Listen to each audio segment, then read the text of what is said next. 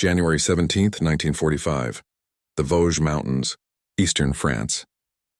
The snow fell in silence, thick and unforgiving, blanketing the pine forest that stretched across the Franco-German borderlands like a shroud over forgotten graves.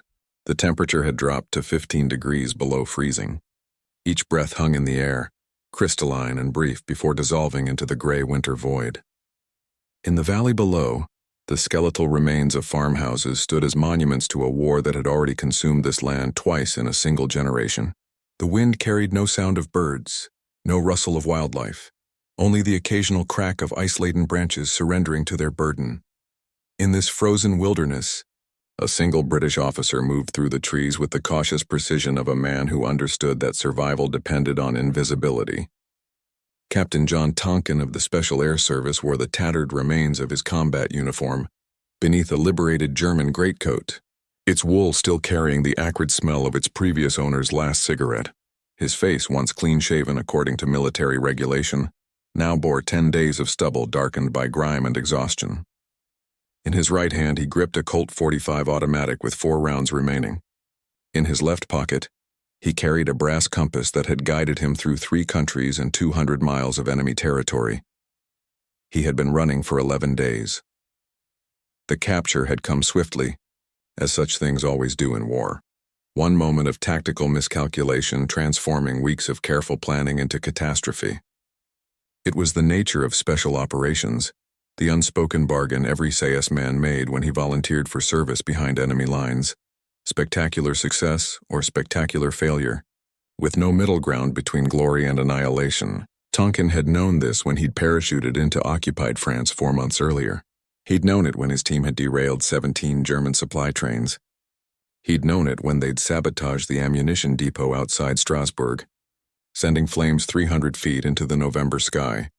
What he hadn't known, what no amount of training at Stirling's camp in Scotland could have prepared him for, was the particular species of determination required not for combat, but for survival in the aftermath of combat's failure.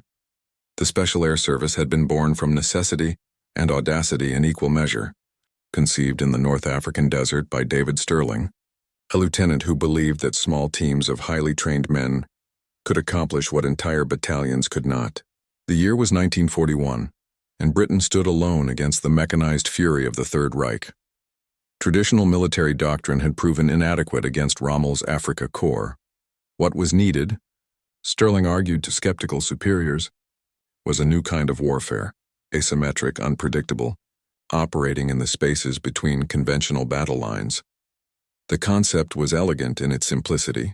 Insert small teams deep behind enemy lines to destroy aircraft, supplies, and infrastructure. Strike without warning. Vanish before the enemy could respond. Repeat until the enemy's rear areas became as dangerous as the front lines. The motto Stirling chose for his new unit reflected this philosophy with characteristic British understatement. Who dares wins. By 1944, the SAS had evolved from Stirling's Desert Raiders into a sophisticated special operations force, conducting missions across multiple theaters. In France, following the D-Day landings, SAS teams parachuted into the countryside to coordinate with the resistance, gather intelligence, and wage guerrilla warfare against German supply lines.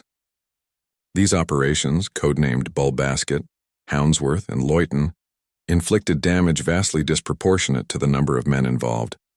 A single SAS squadron could tie down an entire German division, forcing the Wehrmacht to divert troops desperately needed at the collapsing front lines.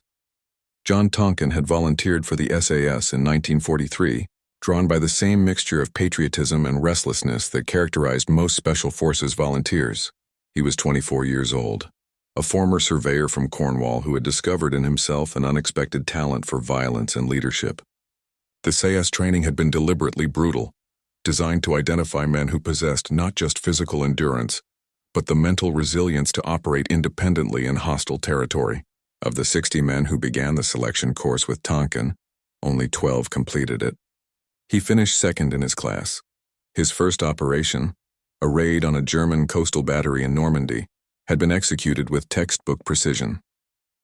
His second, the destruction of a railway bridge outside Dijon, had earned him a mention in dispatches and promotion to captain.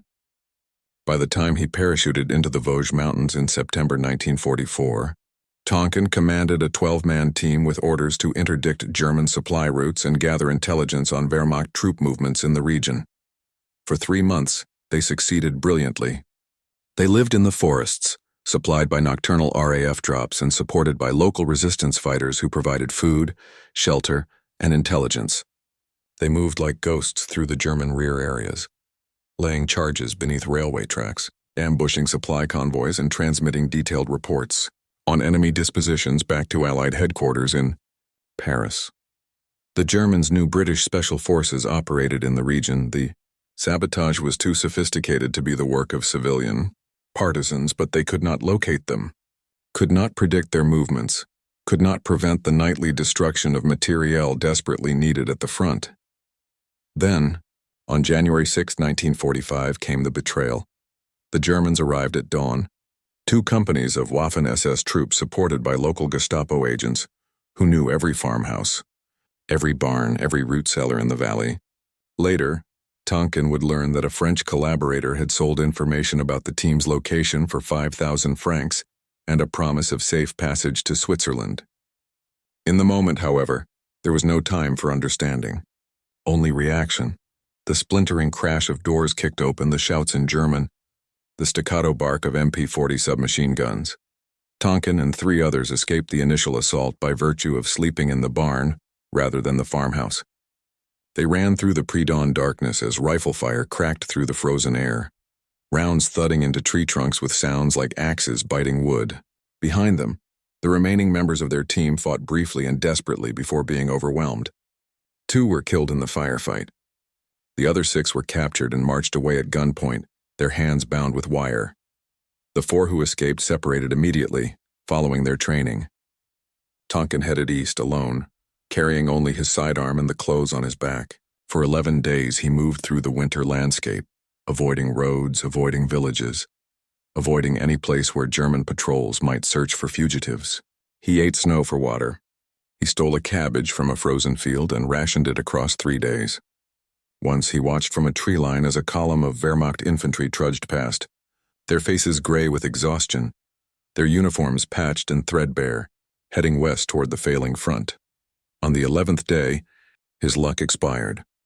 The German patrol appeared without warning from behind a ridge, 6 soldiers on a routine sweep of the forest trails. They saw him at the same moment he saw them. For 3 seconds, both parties froze in mutual surprise. Then Tonkin ran, crashing through the underbrush as rifle bolts clicked behind him. He made it perhaps 200 yards before his boot caught a root hidden beneath the snow and he fell hard, the impact driving the air from his lungs. Before he could rise, 3 soldiers pinned him to the ground while a 4th pressed the muzzle of a carabiner 98K rifle against his temple. He was searched, disarmed, and bound. The patrol sergeant, a middle-aged Obergefreiter with an Iron Cross ribbon and tired eyes, examined Tonkin's identity discs and nodded slowly, recognizing the unit designation. SAS, he said quietly, as if the letters carried weight beyond their simple abbreviation. He looked at Tonkin with something that might have been respect or might have been pity. In January 1945, on the collapsing Eastern Front and the grinding Western advance, the distinction between the two had become difficult to discern. They marched him to a command post in a converted schoolhouse, where a Hauptmann of the Wehrmacht intelligence section interrogated him, according to the protocols established by the Geneva Convention. Name, rank, serial number, nothing more. The Hauptmann didn't press beyond these formalities. Perhaps he understood that Tonkin possessed information too time-sensitive to be useful by the time torture extracted it.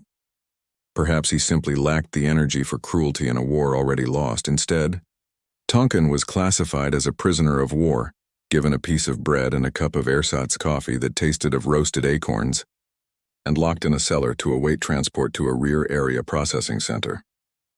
The Germans, meticulous even in defeat, maintained proper documentation of captured enemy soldiers. John Tonkin, Captain, British Army Special Air Service Regiment, became entry number 47,829 in the Wehrmacht prisoner registry for the Western Front. He remained in that cellar for 4 days, while German military bureaucracy processed his paperwork and arranged transportation. During that time, the war continued to collapse around his captors with accelerating momentum. The Allied offensive in the west had resumed after the German Ardennes gamble had spent itself in bloody failure. Soviet armies in the east drove toward Berlin through the ruins of Prussia. The Reich that Hitler had promised would last 1,000 years was entering its final 100 days. On January 21st, guards escorted Tonkin from the cellar and loaded him onto a truck with 11 other British and American prisoners, paratroopers from the 101st Airborne, an RAF navigator whose Lancaster had been shot down over the Ruhr, 2 infantry privates captured during the Battle of the Bulge. They sat on wooden benches in the truck bed, guarded by 3 elderly Landsturm soldiers who looked as though they would rather be anywhere else on Earth. The convoy headed east, toward Germany proper, where Stalag processing camps received the steady stream of Allied prisoners captured in the war's final months. The trucks moved slowly on roads cratered by artillery and clogged with German military units retreating from the front. Tonkin watched the landscape pass, burned villages, abandoned equipment, civilians trudging westward with their possessions in handcarts, fleeing the Soviet advance. This was what defeat looked like from the inside. Not the clean narrative of newsreels and after-action reports, but a grinding collapse measured in human exhaustion. The convoy stopped for the night at a village whose name Tonkin never learned.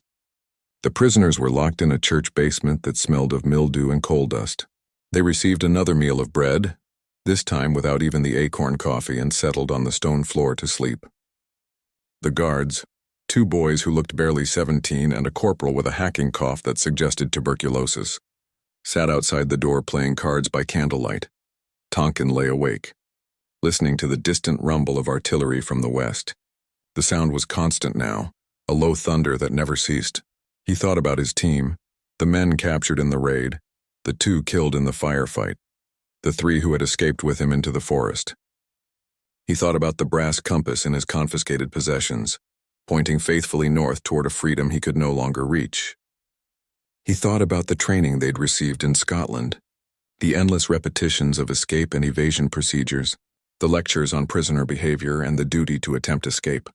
Most of all, he thought about the peculiar paradox of his situation. He had been captured, processed, and classified as a lawful prisoner of war entitled to the protections of the Geneva Convention. But he was SAS, which meant that in certain units of the SS and Gestapo, he was classified as something else entirely, a terrorist, a saboteur subject not to imprisonment, but to immediate execution under Hitler's Commando Order of 1942. Whether he lived or died might depend entirely on which German organization processed him next. The Commando Order, Kommandobefehl in German, had been issued on October 18, 1942, in the aftermath of several British special operations that had embarrassed the Third Reich. The order decreed that Allied commandos captured behind enemy lines, in uniform or out, were to be slaughtered to the last man without trial. Hitler's reasoning combined tactical calculation with ideological rage. These raiders operated outside the accepted rules of warfare. Therefore, they deserved no protection under those rules.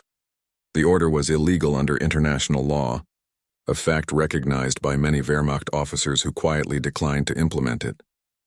But the SS and Gestapo enforced it with enthusiastic brutality.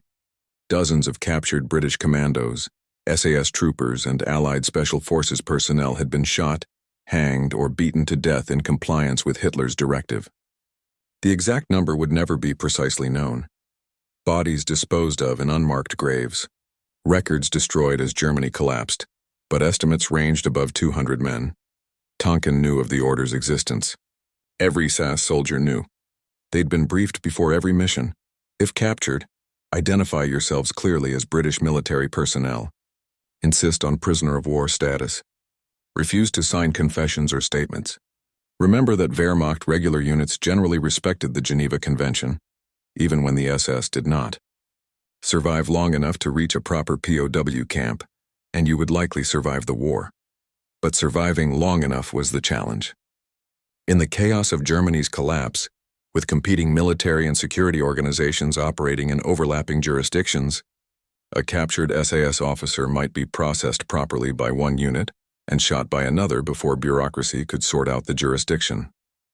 The danger increased exponentially with proximity to SS units, Gestapo offices, or security service headquarters. On the convoy's third day, the trucks crossed the Rhine at a pontoon bridge near Karlsruhe. On the eastern bank they entered Germany itself, the heartland of the Reich, now transformed into a landscape of ruins and desperation. Cities stood gutted by Allied bombing, their populations living in cellars beneath streets reduced to rubble canyons. Factories operated behind shattered walls, production continuing even as the roofs lay collapsed across the machinery. Children scavenged through garbage for potato peels. Women queued for hours to receive rations that diminished weekly. This was the Germany that propaganda radio had never prepared the German people to see. Not the triumphant Marshall Empire of newsreels and Hitler's speeches, but a nation being systematically destroyed by enemies it had sought to subjugate. The cognitive dissonance was visible in the faces of the civilians who watched the prisoner convoy pass. Not hatred toward the captured enemies, but a dull exhaustion that transcended ideology. That evening, the convoy stopped at a Wehrmacht administrative center in a small city, whose factories produced ball bearings for tanks that would never be built. The prisoners were offloaded and marched into a processing facility where clerks examined their documentation and updated records. Tonkin watched the proceedings with careful attention, noting the insignia of the guards, regular army, not SS, and the professional indifference of the administrators. These were men executing bureaucratic procedures, not ideological crusades. He was assigned to a temporary holding cell with 4 American paratroopers who had been captured during the Ardennes offensive. They were young, none over 23, and possessed the peculiar optimism of soldiers who believed the war would end before serious harm could befall them. One, a private from Iowa named Miller, had been captured with a Hershey bar in his pocket, which he'd somehow managed to preserve through 3 weeks of imprisonment. He broke it into 5 pieces and distributed them solemnly, treating the chocolate with the reverence usually reserved for communion wafers. Tonkin let the sweetness dissolve slowly on his tongue, a reminder of a world where cocoa and sugar existed in such abundance that they could be carried casually in a soldier's pocket. The contrast with the acorn coffee and moldy bread of his captors was not lost on him. Even in captivity, even sharing a cell in the ruins of the Third Reich, American soldiers carried with them the evidence of their nation's industrial plenty. It was a propaganda statement more powerful than any poster or broadcast. We have so much that even our prisoners eat better than your citizens. The transfer to Stalag 7A came without warning on February 2nd. Guards roused the prisoners at dawn, formed them into a column of 40 men, and marched them to the railway station through streets still dark with pre-dawn shadow. They were loaded into a freight car, not the notorious cattle cars used for deportations to death camps, but a standard cargo carriage with space to sit and small windows near the ceiling that admitted light and air. The train moved slowly through the German countryside, stopping frequently for hours at a time as military transports took priority on the overburdened rail system. Through the windows, Tonkin watched Germany pass in a tableau of disintegration. Refugee columns, burned-out tanks abandoned beside the tracks, factory complexes reduced to skeletal frameworks. At one stop, a group of forced laborers, Tonkin couldn't determine their nationality, loaded supplies onto a parallel train under the supervision of guards, who looked too exhausted to care whether anyone attempted escape. Stalag 7A lay near the town of Moosburg, 30 miles north of Munich. It had been constructed in 1939 to house 10,000 prisoners, but by February 1945 contained over 70,000 Allied POWs. British, American, French, Soviet, Italian, packed into barracks designed for a fraction of that number. The camp sprawled across muddy acres surrounded by wire and watchtowers, a small city of captivity administered by Wehrmacht guards who performed their duties with the mechanical indifference of men who knew the war was lost and wanted only to survive its conclusion. Tonkin was processed through the camp's administrative center, where clerks examined his documents, confirmed his identity, took his photograph, and assigned him to Compound 4, Section B, Barracks 18. He was given a set of identification tags stamped with his prisoner number, a bowl, a spoon, and a thin blanket that smelled of disinfectant.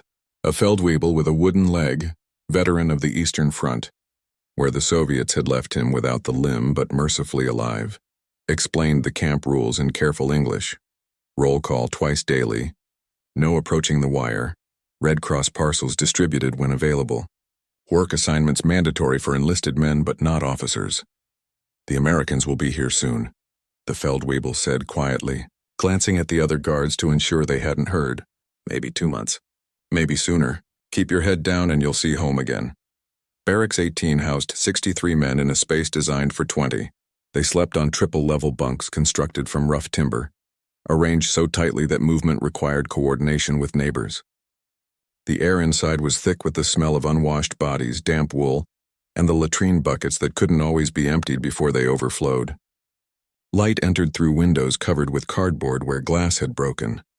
Heat came from a small iron stove that received 2 hours of coal allocation per day, never enough to dry the perpetual dampness.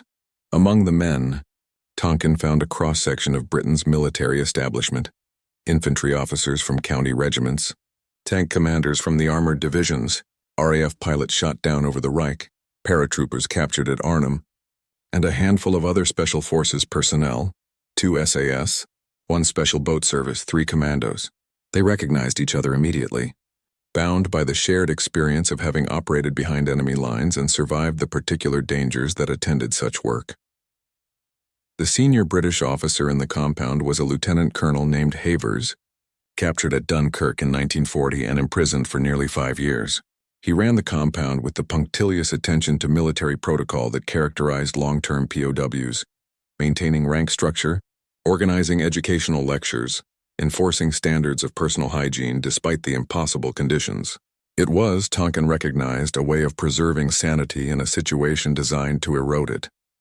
If you maintained the rituals of military life, you remained a soldier rather than merely a prisoner. But beneath the surface discipline, the camp seethed with escape committees, intelligence networks, and resistance organizations. Officers who had been imprisoned since 1940 had devoted years to studying the camp's security, mapping the surrounding terrain, establishing contact with German civilians sympathetic to the Allied cause. They had dug tunnels that the guards discovered and others that remained concealed. They had forged documents, assembled civilian clothing, hoarded maps and compasses. Some attempts succeeded, most failed, but the attempts themselves served a purpose beyond escape. They maintained a psychological offensive against the captors, preserving the mentality of soldiers rather than victims. Tonkin was approached on his 3rd day in the camp by a major named Frost, no relation to the famous paratrooper of the same name, who ran the compound's escape committee. Frost was gaunt in the way all long-term prisoners became gaunt, his uniform hanging on a frame that had once carried 30 more pounds. But his eyes remained sharp with the particular intensity of men who had transformed imprisonment into a kind of warfare. "You're SAS," Frost said. It was not a question. "You've been behind lines. You know the territory between here and the front?" "I knew the Vosges," Tonkin replied carefully. "This is Bavaria. Different region entirely. But the principles are the same. Evasion, survival, navigation." Frost leaned closer, voice dropping to a whisper. "The Americans are advancing faster than the Germans admit. Radio intercepts suggest they're already across the Rhine in strength. If we can get men out now, they might only need to evade for a week or 2 before reaching Allied lines." Tonkin looked at the older man's face, reading the calculation there, not reckless optimism, but measured assessment of risk versus potential reward. In the calculus of special operations, there existed moments when audacity became the most rational option. "What do you need?" Tonkin asked. "Your expertise. We're planning something for March when the weather improves. A breakout, not a tunnel. Too many men trying to move too far too fast for tunnels to work. We need someone who can teach survival skills, navigation without instruments, how to avoid patrols." Frost paused. How to be SAS, essentially, even if only for a fortnight. It was, Tonkin understood, a return to his essential function, not a prisoner waiting for liberation, but a soldier continuing to wage war through whatever means available. The fact that his battlefield had contracted to the confines of a prison camp and his weapons consisted of smuggled maps and forged documents did not alter the fundamental nature of his purpose. "I'm in," he said. The weeks that followed established a routine that mimicked normalcy while preparing for its dissolution. During the day, Tonkin attended roll calls, queued for the thin soup that constituted lunch, participated in the educational lectures that officers organized, to maintain mental sharpness. In the evenings, after the guards had completed their inspections and the camp settled into the illusion of sleep, he met with small groups of potential escapees in corners of the barracks and beneath blankets hung for privacy. He taught them what the SAS had taught him: how to navigate by the stars when clouds obscured the North Star, using Orion's belt as a secondary reference, how to move silently through woodland, placing feet deliberately from heel to toe to avoid snapping branches, how to identify edible plants, limited in winter but the war's end would come in spring when new growth emerged, how to assess German patrols, reading their movements to identify gaps in coverage, how to present oneself if captured, calm, military bearing, insistence on Geneva Convention rights. Most importantly, he taught them the psychology of evasion, the absolute necessity of patience, the willingness to remain hidden for hours or days while danger passed, the discipline to resist the temptation of roads and villages where food might be found. But capture was certain. The skills were not complex, but their application required a mindset most soldiers had never developed: the ability to operate entirely alone, without orders, without support, sustained only by the commitment to deny the enemy your continued captivity. The escape committee's plan was straightforward in concept, enormously complex in execution. On a night when weather forecasts predicted heavy rain, which would reduce guard visibility and wash away tracks, a group of 12 men would cut through the wire at a section where the watchtowers' searchlight coverage overlapped imperfectly. They would move individually through the surrounding countryside, following prearranged routes toward the advancing American front lines. Each man carried forged identity papers identifying him as a foreign laborer, plausible given the hundreds of thousands of foreign workers in Germany and a small amount of Reichsmarks obtained through bribery of guards. The plan was scheduled for mid-March, when days grew longer and the spring thaw began. But on March 3rd, the schedule collapsed when American artillery began falling on targets less than 20 miles from the camp. The sound arrived first as a distant rumble, like thunder but more regular, more persistent. Then came the closer impacts as ranging shots walked toward German positions. The guards became visibly nervous, their discipline fraying as they understood that the front line, that abstract concept they'd heard about in Wehrmacht communiques, was now close enough to kill them. On March 7th, the first American reconnaissance aircraft appeared over the camp. A P-51 Mustang flying low and slow, its pilot clearly photographing the compound for intelligence purposes. Prisoners emerged from barracks to wave and cheer, momentarily careless of guards who were too distracted to care. The aircraft waggled its wings in acknowledgement before climbing away to the west, where the sound of artillery had become a constant bass note beneath every conversation. The escape committee met that night in emergency session. The situation had changed. Liberation might come within days, making escape attempts unnecessary and potentially fatal if men were shot by guards panicked by the approaching Americans. But liberation might also not come. The German military might establish a defensive line, the advance might stall, the prisoners might be marched deeper into Germany as the Reich's territory contracted. After 3 hours of debate, they reached consensus: proceed with the escape but advance the schedule. Tomorrow night, weather be damned. Tonkin spent March 8th in a state of controlled tension, the familiar pre-operation alertness he'd learned on a dozen missions with the SAS. He checked his equipment: civilian clothes assembled from scraps and dyed to look worn, forged identity papers declaring him to be Johann Thiessen from Luxembourg, a compass improvised from a magnetized needle and cork, maps traced from memory onto fabric. He ate his midday soup slowly, storing calories for the exertion ahead. He reviewed the route one final time, committing landmarks to memory. At evening roll call, he stood in the ranks and watched the guards count prisoners with their usual bored efficiency. The Feldwebel with the wooden leg conducted the count, his artificial limb leaving an asymmetric track in the mud. When he reached Tonkin's row, their eyes met briefly, and Tonkin saw knowledge there, not specific details but general understanding that something was planned. The Feldwebel said nothing, completed his count and limped away.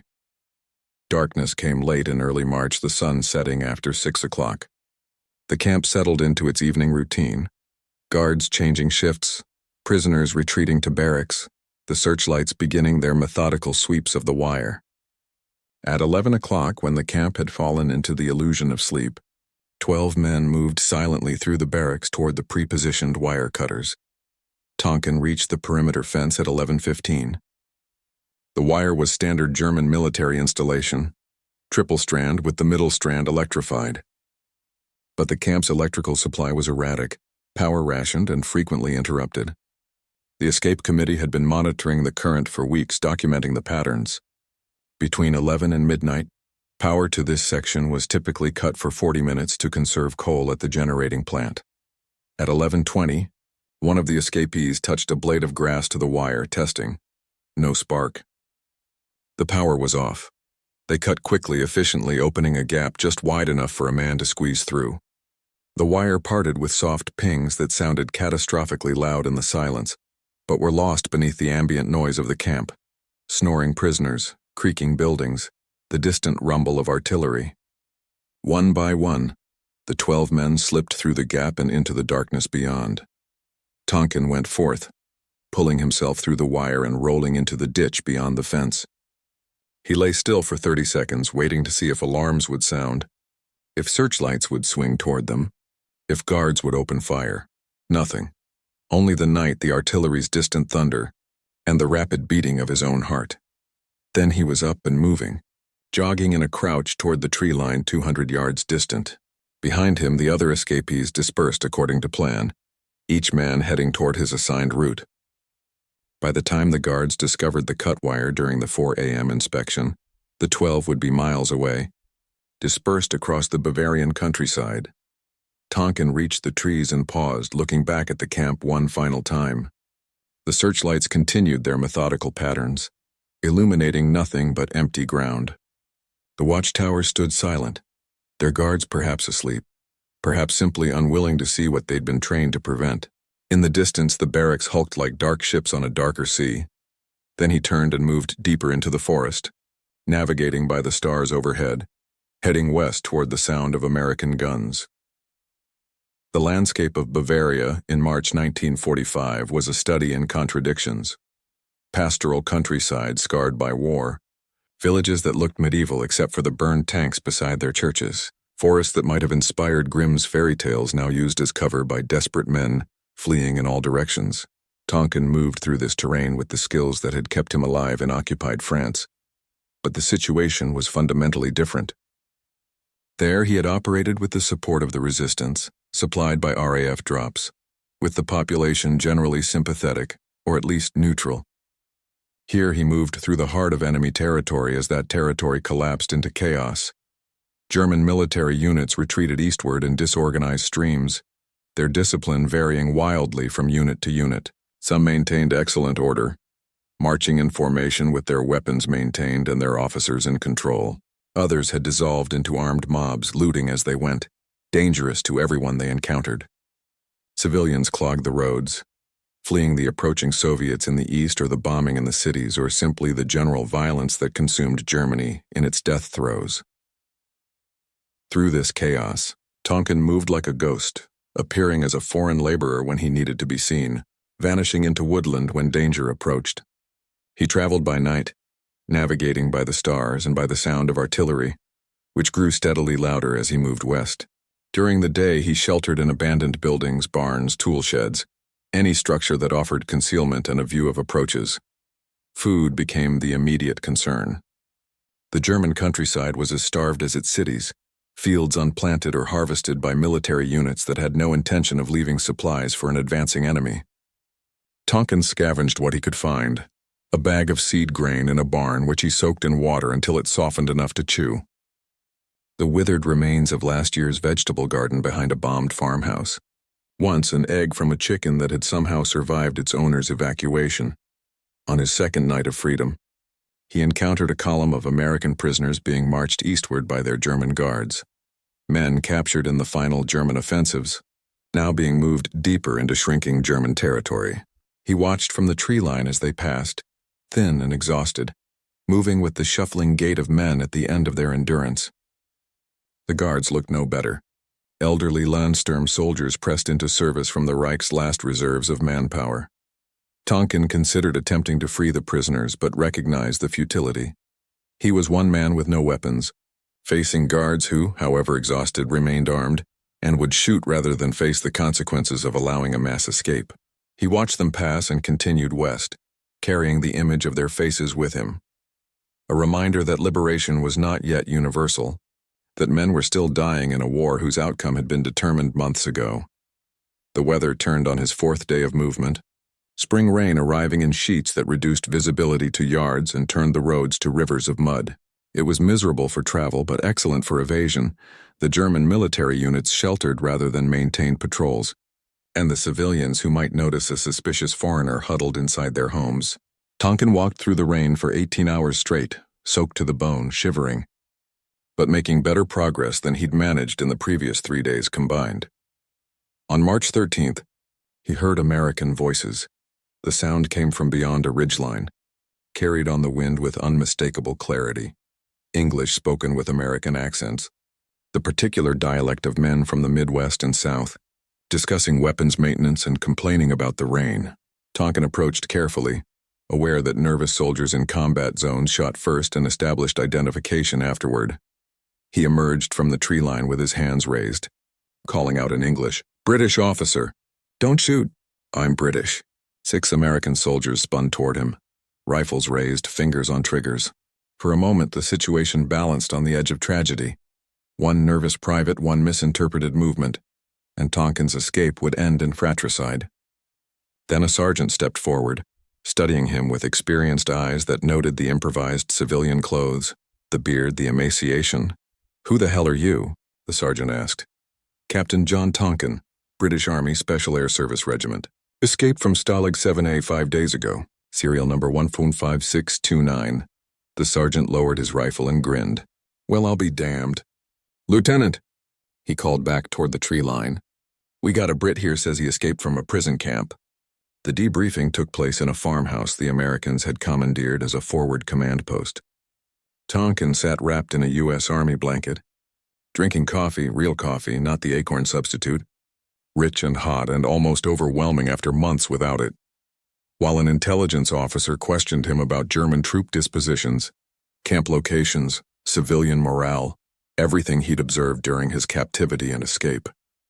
The officer listened carefully, taking notes, occasionally asking for clarification. When Tonkin mentioned Stalag 7A and its 70,000 prisoners, the officer's expression sharpened. 7A? That's the big one near Moosburg. We've got it marked as a priority objective. When we reach it, we'll need someone who knows the layout, can help with coordination. He looked at Tonkin. "Think you're up for going back?" Tonkin smiled, the expression feeling strange on a face that had worn mostly grim determination for months. "With an American armored division behind me? Absolutely." The liberation of Stalag 7A came on April 29, 1945, 8 days before Germany's unconditional surrender. The U.S. 14th Armored Division approached the camp with Tonkin riding in the lead jeep, guiding tankers through the optimal approach routes he'd memorized during his imprisonment. German guards, recognizing the futility of resistance, had already begun surrendering to the senior Allied prisoners inside the compound. When the tanks broke through the gates, 76,000 prisoners erupted in celebration.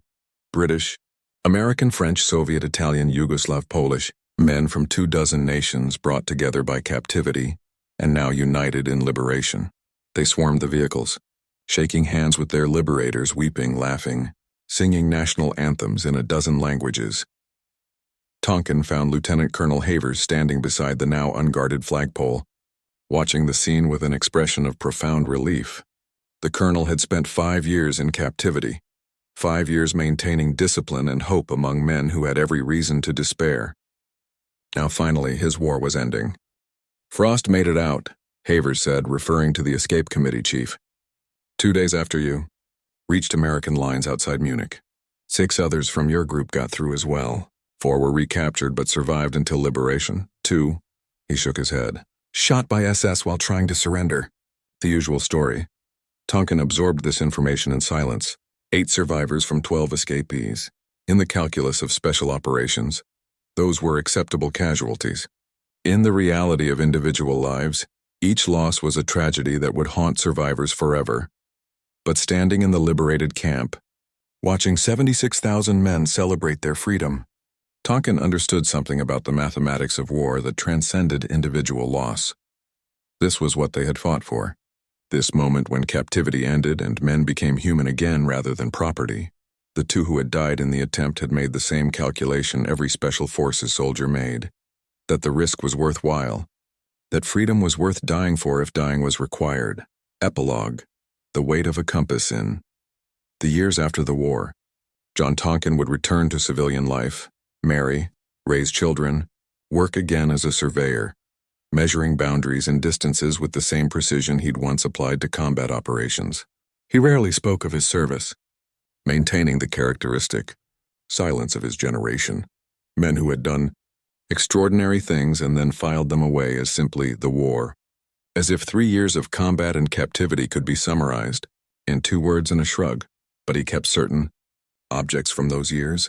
The brass compass that had been confiscated when he was captured and returned when the camp was liberated, its face scratched, but its needle still pointing faithfully north. The improvised compass he'd made in prison from a magnetized needle and cork. His SAS beret, its badge worn smooth by handling. And in a drawer that he rarely opened but never considered emptying, the forged identity papers that had declared him Johann Thiessen during his 5-day journey through enemy territory. The compass, perhaps more than any other artifact, represented something essential about that experience.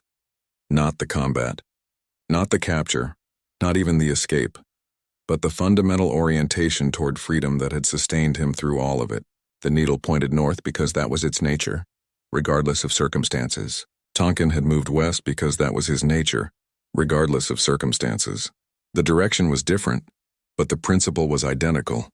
An internal compass that no amount of external force could reorient. His captors had possessed every material advantage. Weapons, walls, wire, the entire infrastructure of control that the Third Reich had perfected during 12 years of totalitarian rule. What they had lacked, what no amount of military power could provide, was the internal conviction that made imprisonment untenable. The guards at Stalag 70A had performed their duties with mechanical efficiency, but even in early 1945, months before liberation, they had already surrendered psychologically. They were going through motions, following orders, waiting for the end. Tonkin and the thousands like him, the escapees, the resistance organizers, the men who maintained military discipline in captivity, had never surrendered that way. Even at their most vulnerable, even stripped of weapons and freedom and agency, they had retained something their captors could not touch. The internal compass that pointed toward liberty regardless of external circumstances. This was the truth the war had proven with terrible clarity. That ideology imposed by force is always weaker than conviction chosen freely. That a nation with unlimited industrial capacity and unshakable belief in individual freedom would always defeat a regime built on coercion, however militarily sophisticated that regime appeared. That the humble brass compass, pointing north through all circumstances, represented a more powerful force than all the tanks and artillery and concentration camps the Third Reich could deploy. In the end, that was perhaps the most important thing captured enemy soldiers learned about their captors. They had never really believed their own propaganda. They had built an empire on force and fear, and when the force failed and the fear turned against them, nothing remained. No internal conviction, no willingness to continue when victory became impossible. The ideology had been a tool, not a truth, and tools break when sufficient pressure is applied. The men in the prison camps, eating acorn coffee and thin soup, somehow understood this before their captors did. They knew that a nation wealthy enough to send its soldiers into battle carrying chocolate bars in their pockets possessed resources so vast that defeat was impossible. They knew that a military establishment that maintained prisoner-of-war camps according to Geneva Convention standards, even for captured saboteurs and commandos, operated from a position of confidence that the Third Reich's execution orders could never match. And they knew, with the certainty of men who had operated behind enemy lines and seen the reality behind the propaganda, that the war was already won, not by any particular battle or campaign, but by the fundamental difference between societies that required force to maintain loyalty and societies where loyalty arose from conviction. John Tonkin carried that knowledge through capture, imprisonment, escape, and liberation. He carried it home to Cornwall, where the compass eventually found a place on a shelf beside his surveying instruments. Tools for finding direction, for establishing position, for measuring the distance between where you are and where you intend to go. The compass still points north. It has no other choice. That's what compasses do. That's what free men do. That's what the war ultimately was fought to prove, that the internal compass pointing toward freedom is stronger than any force that seeks to redirect it.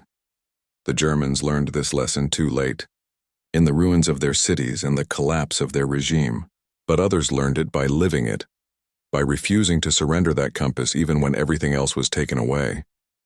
In the end, that refusal was the only weapon that truly mattered. Everything else was simply the mechanism by which that truth was proven.